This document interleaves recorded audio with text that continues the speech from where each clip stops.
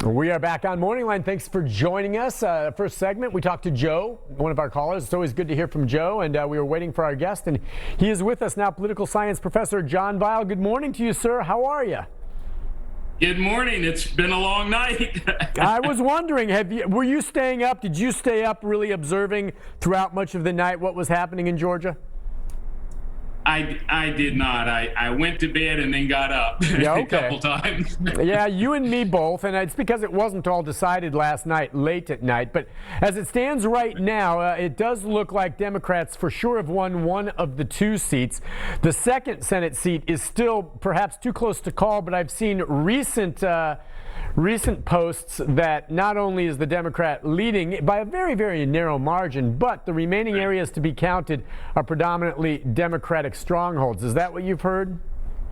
That appears to be the case, yes. So if this is the case, I guess we've talked about it. This potentially is a historic moment in Georgia, certainly, especially with the election now of the first African-American senator ever from that state, but also with regard to the power in the Senate. It goes to the Democrats, which means Joe Biden now will come in with the House and the Senate, both Democratic. Yes, it's fairly historic, and seems to be something of a defeat again for President Trump.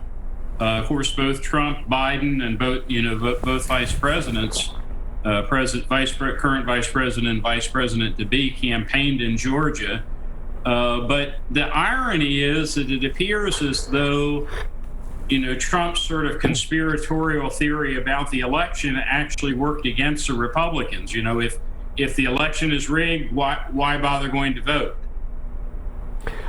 I wonder, too, now with this. I mean, as we know, coming into this runoff anyway, the Republicans in general during the last presidential election did fairly well. They held serve. The Democrats didn't pick up where they thought.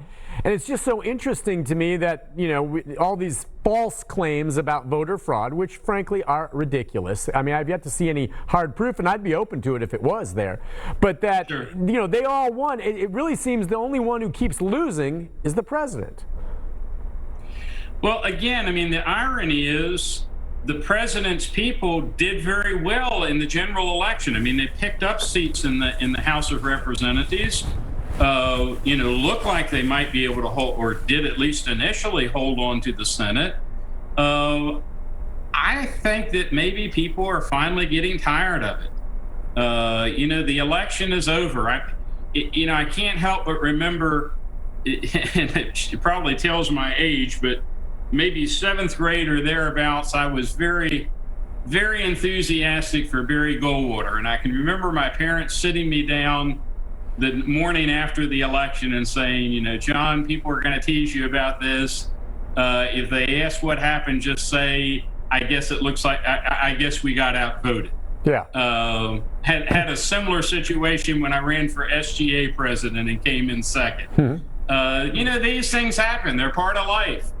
Move on and let the country move on. And I'm wondering, as we segue from that to what's going to happen later today in Washington, D.C., the certification of electoral votes, we've heard about some senators, some 10 or 12 of them, including both Haggerty and Blackburn, have said that they'll object to it here in the state of Tennessee. The count and what this means and what I understand, and maybe you can explain what really is supposed to happen today and what these objections really mean. I heard something last night, an analogy that I like. The vice president opens up the electoral college votes from the states in the presence of both houses of Congress.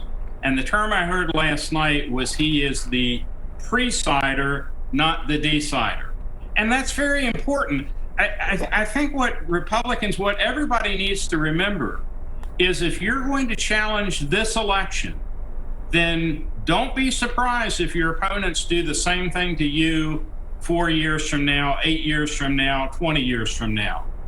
Do we really want a precedent where every time we have an election, we got to look like a banana republic where, we're not really sure we're going to accept this. And, our great leader is, his feelings have been hurt. let's move on. I mean, this is simply supposed to be a ceremonial occasion. Everybody knows what the results are. I don't think there's a single Republican out there who, or Democrat either, who honestly believes that this challenge today is going to do anything than maybe rev up the base and get some people excited. But they've lost this election. It's time to move on. I wonder then, and this is kind of my thought, when I look at Senator Cruz or I look at, Senator Hagerty and Blackburn here in the state of Tennessee, my take then along these lines is that all of them, if they were in private and we're off the record and we're talking, would agree with exactly what you say. And they really don't buy where it's going, but that they're taking this stand not because they really want to see anything reversed with regard to this sitting president, but because they're looking ahead to themselves. And here in the state of Tennessee, where some 70% of the people voted for President Trump, Hagerty and Blackburn both do not want to appear in any way as though they were maybe going against him. So, yeah, I guess we'll sign on. And, it's ceremonial anyway, but at least no one can come after me later and say I didn't support him down the stretch. But what they can come after him for is their oath is not to their political party.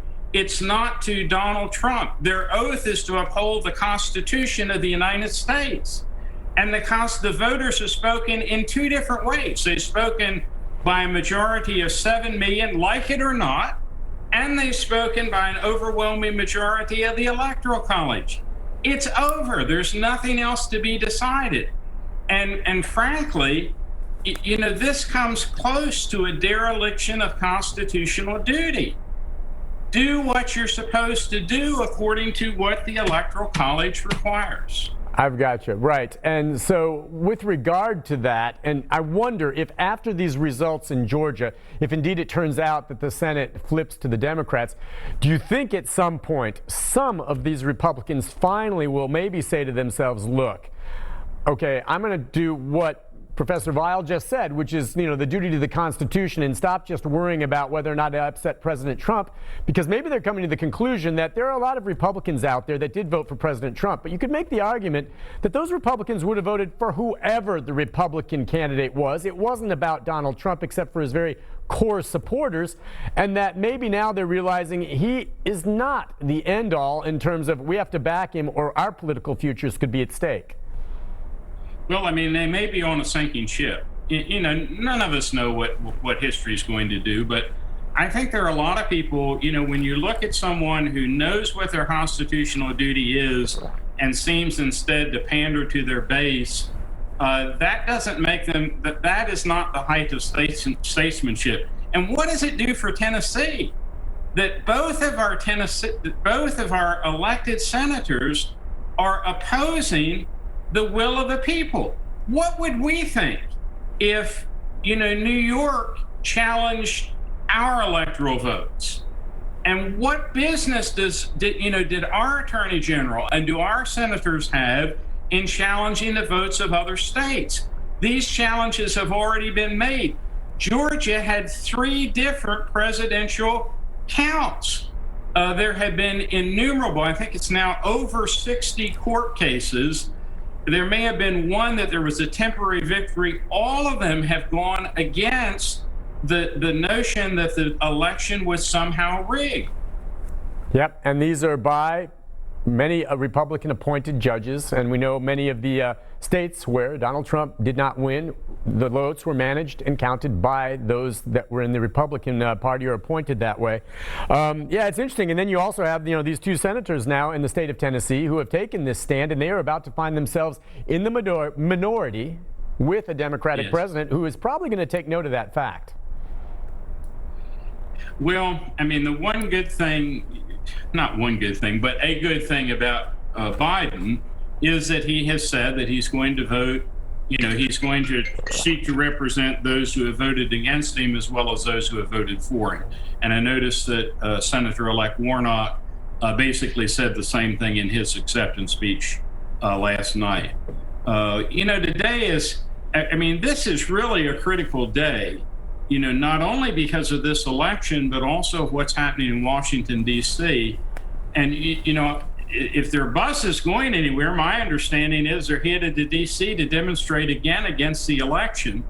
And the great irony of this is when the founding fathers decided where to put the capital city, they purposely moved it out of a state capital for fear that, as happened under the Articles of Confederation, mobs would gather in the street and try to tell Congress what to do.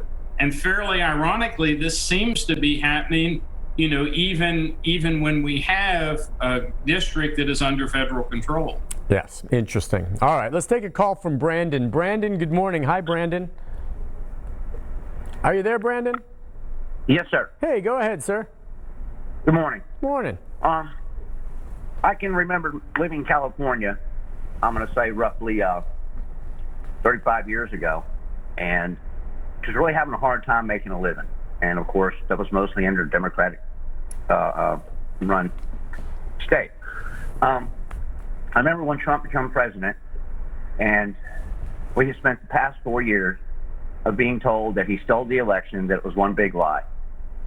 And here we are again now, being told that the Democrats have stole the election. And at age 58 at this point, I don't think I believe anybody.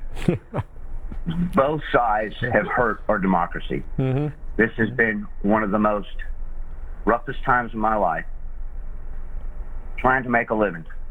I have done everything to become self-sufficient from Social Security, and this is the closest I've ever gotten during the Trump administration. I did pretty good last year. At this point, I think the country as a whole is really in trouble because people have really lost faith in the politicians. And for 4 years, there was all this accusation that Trump cheated, and all this stuff came out, and nobody could prove anything. And here we are again, the same thing with the Bidens. Now we're being told that they haven't been honest. And at this point, we're in big trouble. And I think that people are going to have to finally make a decision to move to the states that believe in what they believe in. And that's just what's going to happen.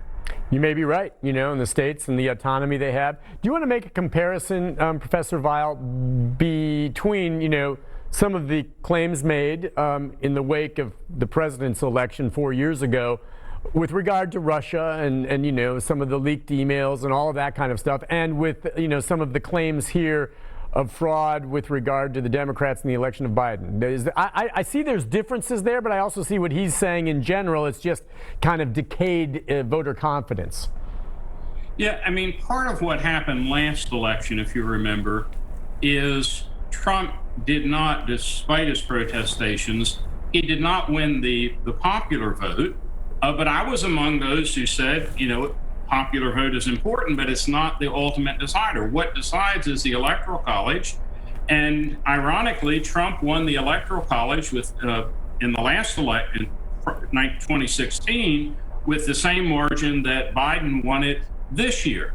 So I think most of the, I don't think there were too many people who were saying, although my memory may be faulty at my age, but I don't think there were too many people who denied that Trump was a legitimate president. Certainly, Hillary Clinton didn't hold out to the last minute before she acknowledged what had happened. Subsequently, there have been, I think, legitimate questions raised as to whether the Russians tried to influence our election. But again, no one really knows that, the degree to which they did so, or more importantly, what effect it had. I mean, there's a big difference between trying to influence the election and actually doing it. So I think this year's is a much clearer cut case, but Brandon is on to something very important here, which is, we have the Constitution, but we also have, we have rules of engagement, rules of the game, rules of law. And if election after election we come to doubt, that things are on the up and up, then that is a poor sign for democracy. I used it. I'm reminded years ago, John McCain said that, he'd say that Congress was spending like a drunken sailor, but that would that would be an insult to drunken sailors. And I'm afraid that, it's saying that we become a banana republic might be an insult to other banana republics. We have, the system is in place. There's a system for appeals to the court, which has been amply utilized. There are systems for recounting votes, which have been amply realized. And again, we just need to move on. Biden is our legitimately elected president, whether we voted for him or whether we did not. Yeah, I think you're right with Brandon's larger point there. The one about how there were claims after President Trump, and the big difference, the big difference is that after the fact, then Hillary Clinton, she accepted it and moved on, as other defeated candidates or presidents had in the past. This president this time has not. And that's the huge difference Brandon needs to acknowledge. It's not even close. And that there's been absolutely no indication of voter fraud, whereas there are some legitimate questions about Russia's involvement last time around, and yet Hillary still didn't challenge it. This time around, the president is just not backing down. He just does not like to lose. It's basically what it comes down to. Al Gore gave us a great example in 2000. Once the court spoke, he stepped aside. Transition was made. Yeah, and in fairness, he, like the president now, did hold out a period of time there, and he did the same way. He did not concede, and as this president did, he did not concede too. But eventually, once the courts, and once it was very clear it was going nowhere, he gave up. This president, for whatever reason, is not doing that. We'll take a break. When we come back, more of your phone calls right after this.